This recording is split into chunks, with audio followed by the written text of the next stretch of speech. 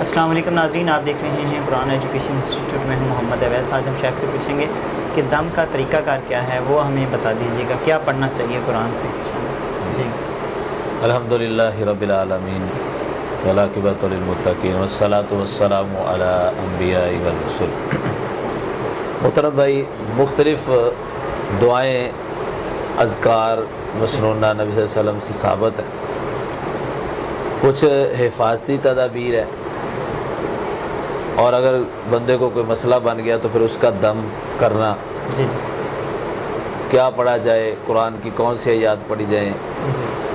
تو سب سے جو بہترین اور افضل بات وہ یہ ہے کہ سورہ فاتحہ کے ساتھ دم کیا جائے۔ بڑی ساری اس کی مثالیں ملتی ہیں۔ آپ نے واقعہ سنا ہوگا کہ وہ نبی صلی اللہ علیہ وسلم نے ایک قبیلے کو بھیجا، صحابہ کرام رضوان اللہ اجمعین کا ایک جتھا تھا، وہ ایک گاؤں سے گزر رہا تھا، قبیلے کے لوگ وہاں بیٹھے تھے ان کے پاس سے۔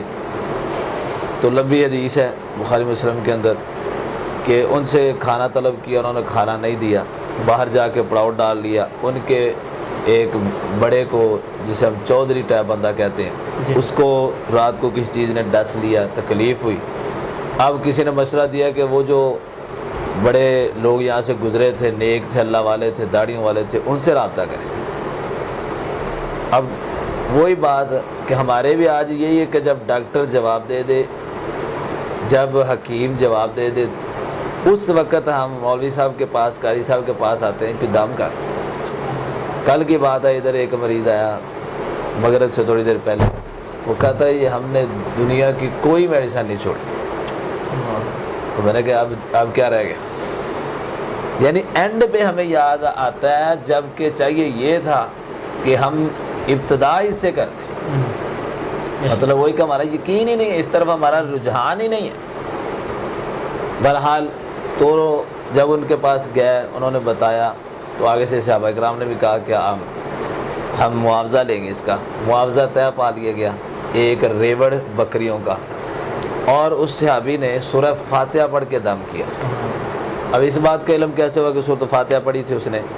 کہ جب اس کو شفا مل گئی، وہ جو معاوضہ طے ہوا تھا وہ مل گیا، صحابہ نے کہا اس کو بانٹ لیں۔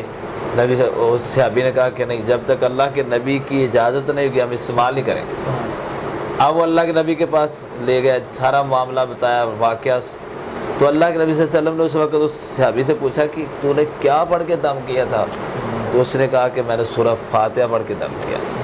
اس کے اندر اللہ کی حمد ہے، دعا ہے، انسان کی بخشش کی، دعا گناہوں کی۔ تو اس نے سورہ فاتحہ پڑھ کے دم کیا۔ امام ابن قیم رحمہ اللہ وہ فرماتے ہیں کہ میں ایک دفعہ بیمار ہوا اور شدت کی بیماری تھی، تو میں نے سورۃ فاتحہ پڑھ کے دم کیا۔ میں ایک آب زمزم کا گھونٹ پانی لیتا تھا، ساتھ میں یعنی سورۃ فاتحہ پڑھ کے ایک آب زمزم کی گھونٹ لیتا تھا۔ جیسے جیسے میں گھونٹ لیتا گیا، پیتا گیا پانی، مجھے شفا ملتی گئی اور میں بالکل ٹھیک ہو گیا۔ اس کے بعد تجربے کی بعض باتیں ہوتی تجربے کی، اس کے بعد کوئی بھی مریض میرے پاس آتا تھا تو میں اسے یہ کہتا کہ سورۃ فاتحہ پڑھ کے دم کر اپنے آپ، تو وہ سورۃ فاتحہ پڑھ کے دم کر لیتا تھا، اللہ تعالیٰ اس کو شفا دے دیتے تھے۔ اس لیے قرآن شفا ہے، جسمانی بیماریوں سے بھی اور روحانی بھی علاج ہے۔ اس لیے بہترین حل یہ ہے کہ سورہ فاتحہ پڑھ کے دم کیا جائے، اور دوسری بات یہ ہے کہ جو اذکار مسنونہ ہے ان کو ریگولر کیا جائے۔ اللہ سے دعا ہے کہ اللہ ہم سب کو یقین کے ساتھ یہ عمل اپنانے کی توفیق عطا فرمائے۔ بہت شکریہ جی ناظرین، اگلے پروگرام میں پھر حاضر ہوں گے۔ اللہ دعوت قرآن و سنت اپنی یہ پہچان ہے۔